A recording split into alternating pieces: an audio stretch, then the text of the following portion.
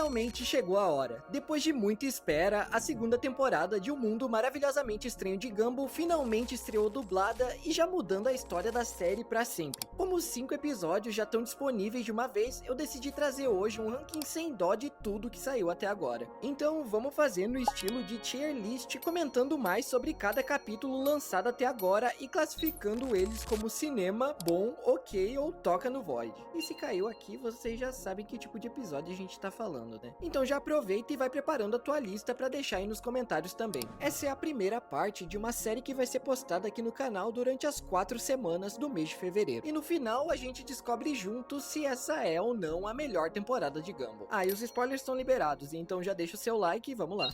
A reescrita. Esse episódio já começou pegando todo mundo de surpresa. Por algum motivo que a gente ainda não sabe, o Cartoon e a HBO Max decidiram trocar a ordem oficial da temporada, colocando o episódio final para abrir a série. Enquanto o verdadeiro episódio 1 ficou guardado para um momento que ninguém sabe ainda quando vai ser. Mas o importante é que a temporada já começa então com os 2 pés na porta, trazendo de volta nada menos que o Vazio e ninguém menos que o Rob. A história do episódio começa com Gumball e Darwin questionando as inconsistências do próprio universo, tipo o fato de nunca comemorarem aniversário, suas vozes mudarem de tempos em tempos, entre outras coisas que só não fazem sentido. No meio disso, o Darwin lembra também do antigo arqui-inimigo deles, o Rob, que sumiu desde a vez em que tentou transformar toda a escola em humanos. E quando eles se perguntam onde ele deve ter parado, a gente tem algumas revelações enormes. A primeira e mais importante delas, quando o Void se abriu e o Rob caiu no vazio lá na 6ª temporada, ele não foi abandonado. Na verdade, ele foi resgatado alguns segundos depois por ninguém menos que o cara da van misteriosa. E desde então passou a viver e trabalhar dentro do interior multidimensional da própria van. E nesse contexto, a gente descobre que o cara expandiu seus serviços para crimes cibernéticos, usando um computador capaz de reescrever a realidade, alterando o presente e futuro. Ou seja, tanto ele quanto o Rob sabem que na verdade vivem em uma história sendo contada numa série de TV. Só que isso tudo tem um problema. Se mais alguém descobrir esse segredo obscuro de Elmore, a cidade inteira corre o risco de ser apagada da existência, sendo sugada pelo Void para sempre. Do outro lado de Elmore, os irmãos decidem voltar para a escola, já que lá foi o último lugar onde eles encontraram o Rob. E percebendo que o Gumball e o Darwin estão cada vez mais perto da verdade, o cara da van começa a reescrever o presente para impedir isso a qualquer custo, levando a obstáculos pelo caminho que vão desde o Hector lambendo o ônibus, passando por abduções alienígenas até alterações físicas no espaço-tempo que só pioram tudo. E no fim ainda empurram os irmãos direto pra dentro da escola. Percebendo que o risco do universo ser destruído é cada vez mais real, o Rob chega à conclusão de que talvez a única forma de reescrever a história seja aceitando o próprio destino. Contra tudo que sempre acreditou, ele decide criar um futuro onde sempre foi o vilão que o Gumball sempre quis que ele fosse. Na escola de Elmore, ele assume oficialmente o manto de Doutor Destruidor e revela sua grande reescrita. O embate épico contra o Gumball com traje completo, raios que alteram a realidade, o Darwin à beira da morte e até o Gumball voando com um machado direto na cabeça dele. Pelo menos até tudo dá errado. O machado vira uma baguete e o traje multidimensional volta a ser aquela mistura de cos pobre, de papelão e utensílios de cozinha lá da 4ª temporada. Dentro da van misteriosa, a gente descobre que a realidade foi forçada a se reajustar por causa de notas do estúdio sobre o roteiro reescrito, que proibiram aquele nível de violência e qualquer extensão além dos limites permitidos da série. No fim, o Rob acaba humilhado, caindo novamente no Void, enquanto o Gumball e o Darwin só riem da situação. Mas o episódio não acaba aí.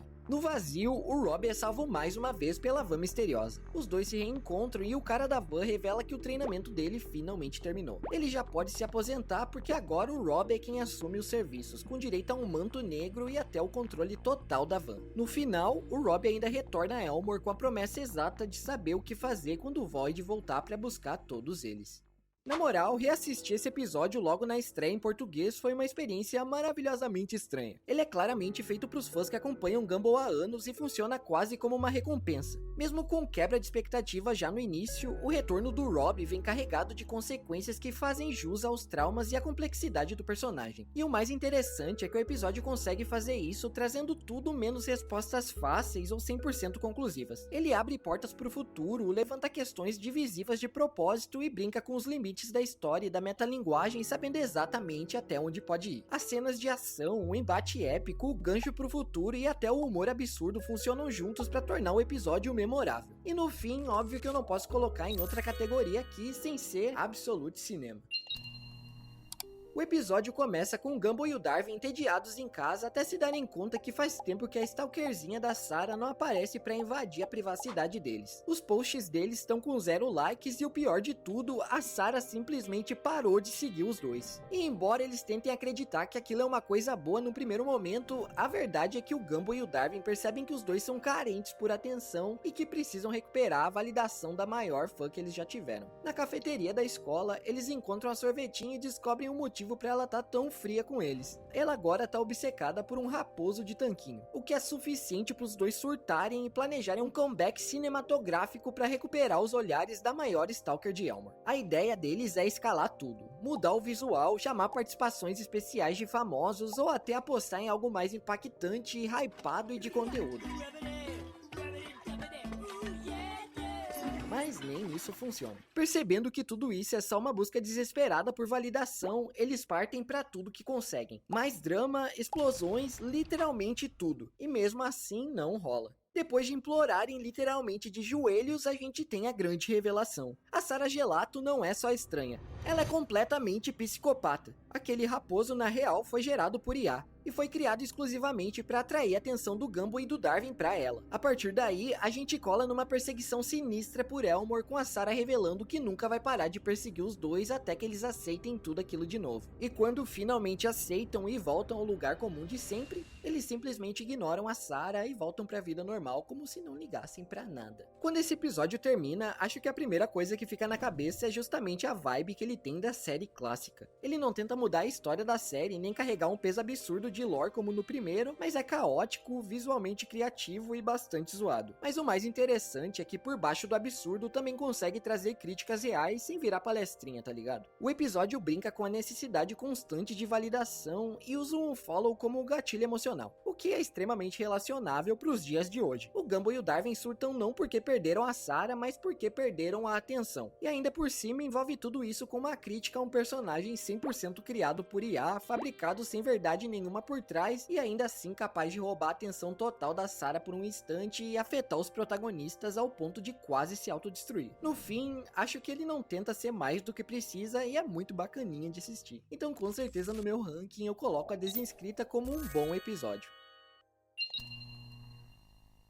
Com o baile da escola de Elmore se aproximando, as meninas começam a especular como aquele momento é especial e como os convites deveriam ser feitos. E quando no minuto seguinte o Darwin é convidado pela Carrie no maior estilo Carrie, Darwin, o Gumball acha tudo aquilo um absurdo. Para ele, um convite pro baile não pode ser uma coisa qualquer, mas sim um momento completamente fora da realidade, grandioso, cinematográfico e inesquecível, o que deixa a coitada da Penny numa situação bastante complicada, já que ela tinha planejado só um poeminha. Após pensar um pouco, a Penny faz sua primeira tentativa de convite com direito a uma fantasia e tudo, mas o Gumball simplesmente não entende aquilo, esculachando a fantasia e ainda deixando a coitada falando sozinha. Em paralelo, o Tobias decide tentar a sorte com a Penny com pedidos que vão desde um flash mob na cafeteria até uma mensagem escrita no céu com um avião. Mas de novo, nada funciona. Já a Penny do outro lado tenta outra vez. Agora com karaokê, coral e explosões no pátio da escola, só pro Gumball perder tudo enquanto tava no banheiro. Desesperada, a Penny decide pedir ajuda pro Darwin e pra Carrie. E quando o Darwin deixa escapar alguns segredos importantes sobre o que afeta o Gumball, ela finalmente tem a ideia perfeita. Ao ser chamado no campo de futebol, o Gumball encontra a Penny discutindo feio com um dos atletas do time, até o pior simplesmente acontecer na sua frente. Quando a discussão sai do controle, a Penny é simplesmente pisoteada pelo time, atropelada por uma ambulância, esmagada por um poste e simplesmente morre na frente do Gumball. E o pobre do gado entra em colapso ali mesmo. Com uma marcha fúnebre, o clima vira um enterro completo, até que tudo se revela como o tão esperado pedido pro baile. A Penny ressuscita no meio de todo mundo, superando qualquer expectativa possível. O problema é que o exagero é tão grande que o Gumball passa mal de verdade, chegando a parar no hospital e precisando até refazer o rosto em uma cirurgia plástica. Desde que esse episódio foi anunciado com aquele vazamento que a Penny ia morrer, ele era um dos que eu mais tinha curiosidade em assistir. E eu posso dizer que ele cobriu bastante as minhas expectativas. E assim como no episódio anterior, o modo como explora o que critica também é sutil e interessante. O Gumball cria e romantiza um ideal completamente inalcançável pro convite e pra relação dele com a Penny, e todo mundo ao redor paga o preço por isso. Inclusive ela, que é quem ele mais ama, e no fim ele mesmo. Eu gostei bastante desse capítulo porque ele não poupa o Gumball da lição que ele precisa aprender só por ser o protagonista e entende muito bem qual mensagem quer passar e onde ele quer chegar. A cena da morte da Penny é facilmente uma das mais pesadas, exageradas e engraçadas da história de Gumball, e o melhor de tudo é que funciona com o impacto que precisa. Apesar de bem mais contido em relação à lore da série, o episódio entrega exatamente o que promete e segue provando que essa é uma temporada como nenhuma outra. No meu ranking, ele se enquadra facilmente como muito bom, ficando ainda na frente do episódio 2.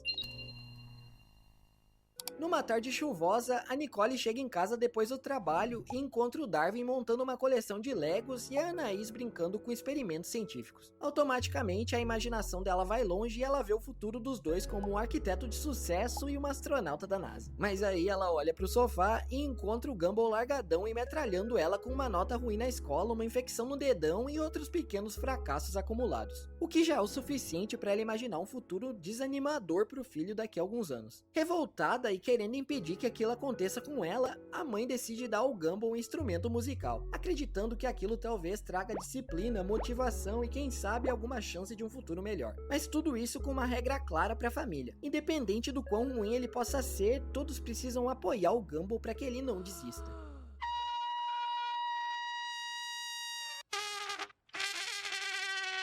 E sim, ele é pior do que qualquer um poderia imaginar. Só que o problema é que o trompete vira uma arma nas mãos do Gumball. Enquanto ele fica mais disciplinado e focado, todo o resto da família começa a enlouquecer com o barulho incessante.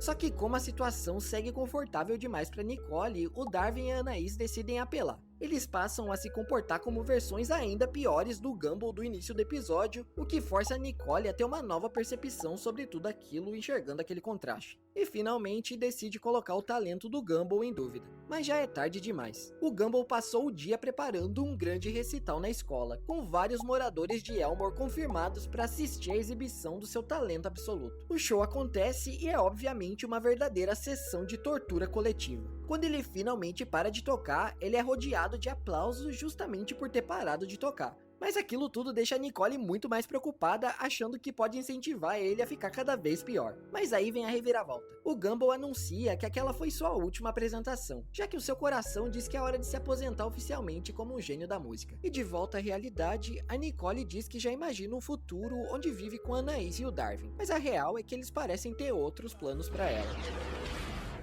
Ok, vamos lá. A ideia central do episódio como um todo é bem interessante. O ponto de vista da Nicole funciona, principalmente a forma como ele enxerga o Gumball e projeta um futuro completamente frustrante para o filho. E de todos os episódios até agora, acredito que esse seja o mais adulto, humano, relacionável e desconfortável da temporada até aqui. Mas eu estaria mentindo se eu dissesse que eu não tive nenhum problema com ele e na real foi justamente o tom. A maneira como o Gumball é retratado beira quase o cruel e até mesmo as piadas entram em choque com o que a gente já conhece da própria Nicole. Ela sempre foi rígida sim, mas também extremamente protetora. E aqui essa linha fica bastante confusa, já que parte das ações dela se tornam muito mais egoístas, além de repetitivas se comparadas ao dilema que ela acabou de enfrentar de se permitir viver com a Ori lá na primeira temporada. Então no fim, eu achei que o trompete trouxe uma metáfora interessante sobre a disciplina e expectativa, mas o exagero fez o episódio perder um pouco da leveza que normalmente equilibra esse tipo de crítica em Gumball, deixando até algumas piadas meio desconexas e menos engraçadas. Ele tá longe de ser um episódio ruim, mas comparado com o nível que a temporada apresentou até aqui, eu diria que ele foi bem mediano e ok. Já o último episódio da semana é focado na Nicole sendo chamada no dia das carreiras da escola de Elmore para palestrar, o que ela encara como uma competição a ser vencida, mesmo ao ouvir que não é nada daquilo. E mesmo dizendo que não vai pegar pesado, no momento seguinte tá mandando um rap com todo o seu currículo, com direito ao floss dance e outras coisas que simplesmente humilham a coitada da Anaís na frente da turma, o que ela deixa bem claro pra mãe logo depois da aula.